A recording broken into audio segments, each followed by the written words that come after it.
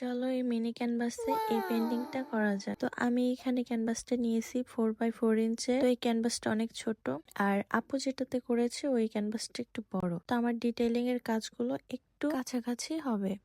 তো সমস্যা নাই, আমি তারপরও চেষ্টা করব আপু যেভাবে সব ডিটেইলিং এর কাজগুলো দিয়েছে ঠিক ওইভাবেই কাজগুলো দেওয়ার।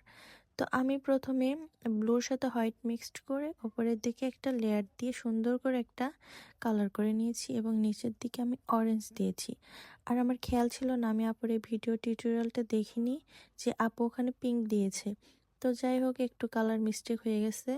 তো আমি দেখলাম যে তাহলে ঠিক আছে, অরেঞ্জ কালার দিয়েও দেখি করি কেমন লাগে। তো পেছনে ব্যাকগ্রাউন্ডের কালার আমার কাছে মোটামুটি ভালো লাগছে।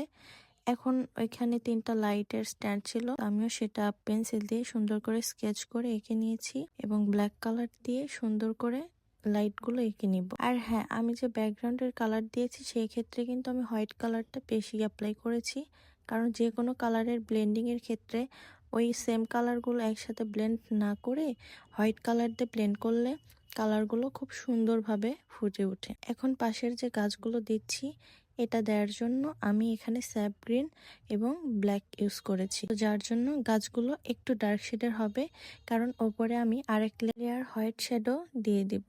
হ্যাঁ, এই পাতাগুলো দেওয়ার জন্য কিন্তু অবশ্যই তোমাকে পুরনো ফ্ল্যাট ব্রাশ বা পুরনো রাউন্ড ব্রাশ ইউজ করতে হবে, তাহলে পাতাগুলো সুন্দর হয়। তুমি কখনোই প্লেন ব্রাশ দিয়ে এরকম করে কখনোই পাতা দিতে পারবে না, যার জন্য তোমার দরকার হবে অবশ্যই পুরনো কোনো একটা ব্রাশ। এরপরে দেখো আমি উপরে পাতাগুলো একটু লাইট শেডের দিয়ে দিচ্ছি। এখানে আমি গ্রিনের সাথে ইয়েলো অ্যান্ড হোয়াইট মিক্সড করেছি, তাহলে কালারটা একটু লাইট শেডের হয়ে যায়। পাতাগুলো কিন্তু অবশ্যই যে পাশে আলো পড়ছে সেই পাশে লাইট করবে, এবং যে পাশে ডার্ক থাকবে ওই পাশে কিন্তু লাইট কালারটা দেওয়া যাবে না। তো এরপরে যে লাইটের পেছনে যে ঝাউ গাছ ছিল, এটাও আমি পুরোনো ব্রাশ দিয়ে কিনেছি। আমার এটা একটু মিস্টেক গেছে, যদি আমি একটু ব্রাশ দিয়ে একটা একটু করে পাতা এঁকে দিতাম তাহলে হয়তো সেম টু সেম লাগতো।